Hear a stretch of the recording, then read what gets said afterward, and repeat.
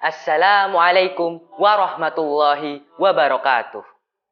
Innal hamdalillah nahmaduhu wa nasta'inuhu wa nastaghfiruh wa na'udzu billahi min sururi anfusina wa min sayyiati a'malina. May yahdihillahu fala mudhillalah wa may yudlil fala hadiyalah. Asyhadu an la ilaha illallah wa asyhadu anna Muhammadar Rasulullah. Yang pertama dan yang terpenting, marilah kita panjatkan puji dan syukur atas kehadirat Allah Subhanahu wa Ta'ala yang telah memberikan kita rahmat, rezeki, dan segala kenikmatannya. Tak lupa, sholawat serta salam kita curahkan kepada junjungan kita Nabi Muhammad Sallallahu Alaihi Wasallam yang telah menuntun umat manusia dari zaman kegelapan ke zaman yang lebih terang.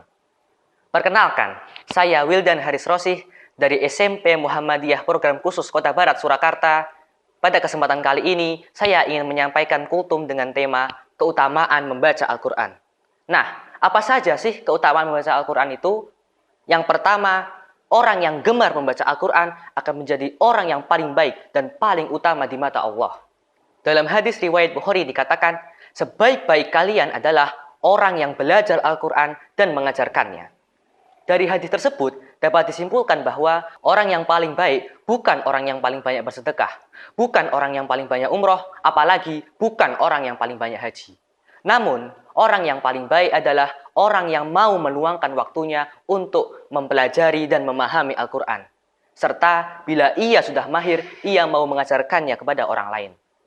Sebegitu pentingnya keutamaan membaca Al-Quran, sampai-sampai Rasulullah bersabda, sebaik-baik ibadah umatku adalah membaca Al-Quran. Hadis riwayat Al-Baihaqi. Yang kedua adalah bila kita membaca satu huruf dari Al-Quran, maka kita akan mendapatkan 10 kebaikan. Ya, satu huruf, bukan satu kata. Apalagi satu ayat. Misalnya, bila kita mengucapkan lafaz Allah yang terdiri dari huruf alif, lam, dan ha, maka kita akan mendapatkan 40 kebaikan. Itu baru satu huruf, apalagi jika satu surat. Misalnya, surat yang paling sering kita baca dalam sholat, yaitu surah Al-Fatihah. Nah, bisa dibayangkan berapa ribu sampai berapa ratus ribu itu kebaikan yang dapat kita peroleh. Keutamaan yang ketiga adalah Al-Quran dapat menjadi syafaat di hari akhir nanti.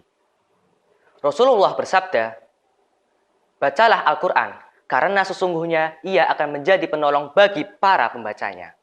Hadis riwayat Muslim. Yang keempat adalah, bila orang masih terbata-bata dalam membaca Al-Quran, maka ia tetap mendapat pahala.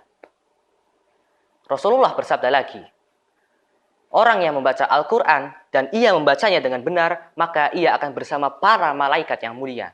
Dan orang yang membaca Al-Quran dengan terbata-bata karena kesusahan, maka ia akan mendapat 2 pahala. Hadis riwayat muttafaqun ilaih. Keutamaan yang kelima adalah kita akan mendapat rahmat dari Allah, ketenangan hati, dan namanya viral di langit. Orang yang viral di dunia saja, banyak itu, ada di sosmed atau di lain-lain. Nah, itu pasti hatinya sudah sangat senang dan bangga. Nah, ini dia viralnya di langit.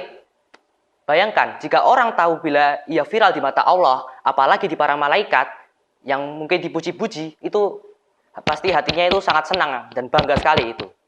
Nah, keutamaan yang terakhir atau yang keenam adalah kita akan mendapat balasan yang terbaik dari Allah. Balasan tersebut bukan melulu harus seperti mobil, harta, atau jabatan yang lainnya. Tapi balasan tersebut bisa juga diberikan di akhirat nanti. Bahkan, balasan yang terbaik dari Allah diberikan di akhirat nanti. Apakah itu? Ya, balasan terbaik dari Allah adalah surga. Demikian beberapa keutamaan membaca Al-Quran.